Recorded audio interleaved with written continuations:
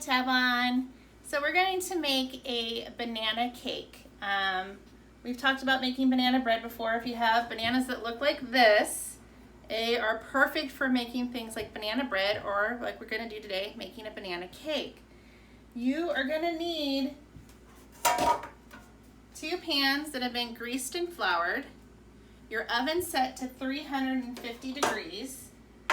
Your ingredients are 2 1/4 cups of flour, 1 1/2 cups of sugar, 1 1/2 teaspoons of baking powder, 1 teaspoon baking soda, 1/2 teaspoon of salt, about 1 cup of ripe bananas, or about 3 bananas, 3/4 cup of milk, 1/2 cup of shortening. We're going to use butter.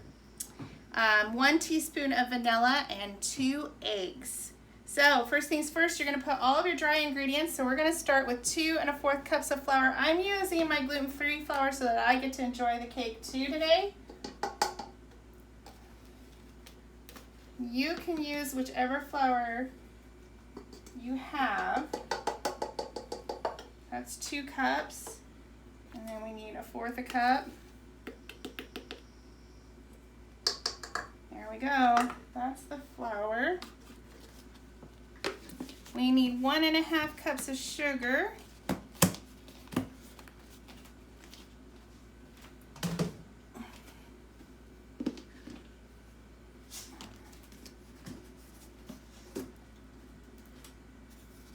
There's 1/2 cup in there. So we just need to do 3 of these, and that'll make 1 1/2 cups.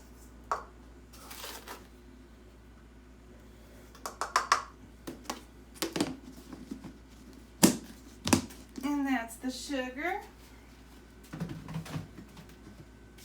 Okay.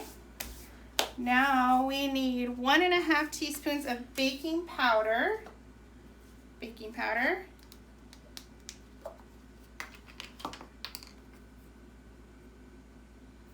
This is 1/2 tablespoon. Where are my teaspoons?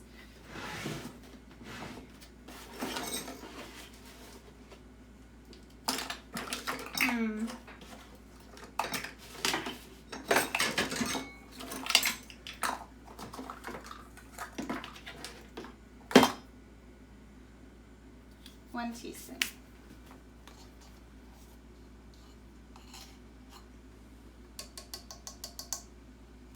And only fill this up halfway, 1 1/2. There we go. That's baking powder. Baking soda is 1 whole teaspoon.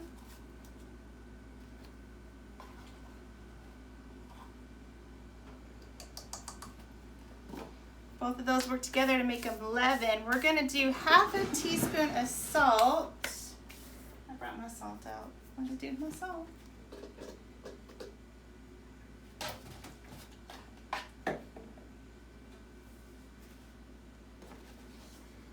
There it is.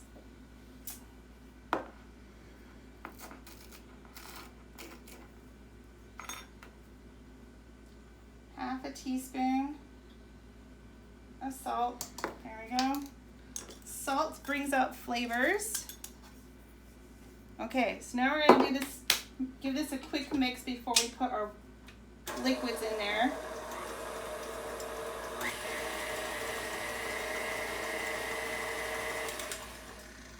And in this case, we consider bananas to be a liquid, just because they're really very moist.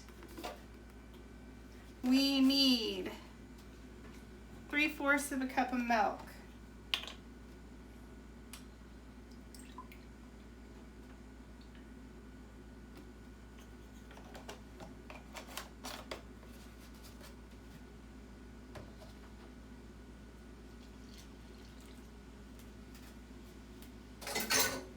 We need 1/2 cup of butter.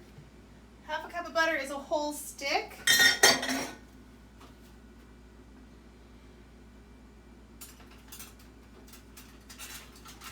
I'm gonna use this butter knife. Shortening is also an option. It's just a fat, and butter is also got the same kind of fat in it. We need 1 teaspoon of vanilla.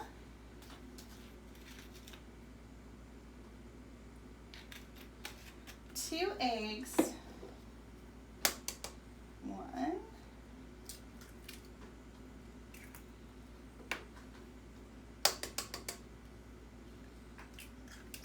2 eggs. And then we're gonna put all of our bananas in here. Now just because it's all brown on the outside does not mean, see, that looks like a perfect banana. It's just what we call overripe. And that makes it really good for cooking and baking recipes because that banana flavor comes out really nicely. So usually when it gets to this point, you don't really want to eat it, but they're really good for baking. So don't waste them, bake them. All right, guys, this is all of our ingredients. Now we're just gonna mix our banana bread. Clean up our mess a little bit.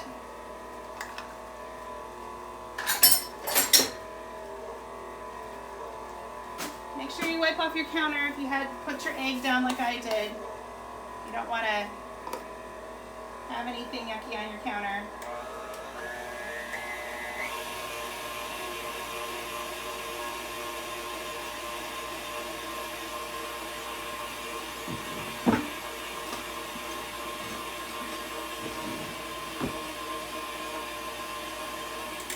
I'm going to push down some of the ingredients from the sides of this because it's not getting all in there. Looks like a bunch of butter isn't getting in where it belongs.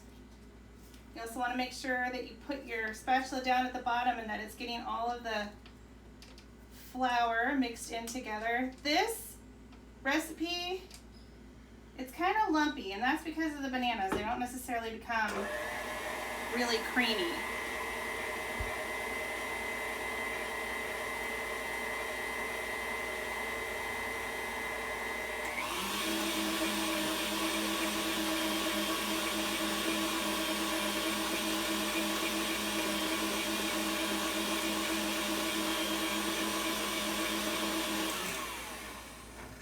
Alrighty.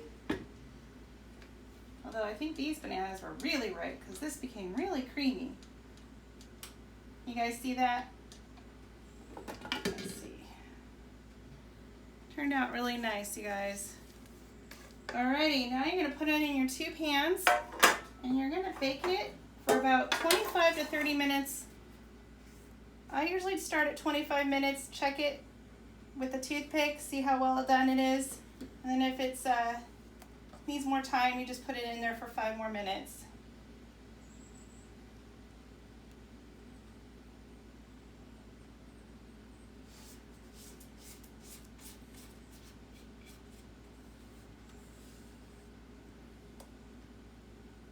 You make sure you get all the corners of your, well, all the sides of your round pan. Not really corners, huh?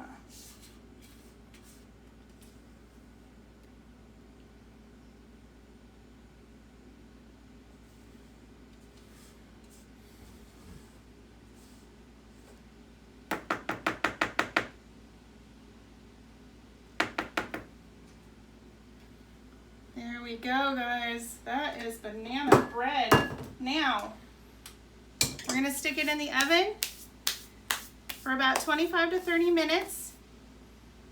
And then when it's all done, we'll come back and take a peek at what it looks like.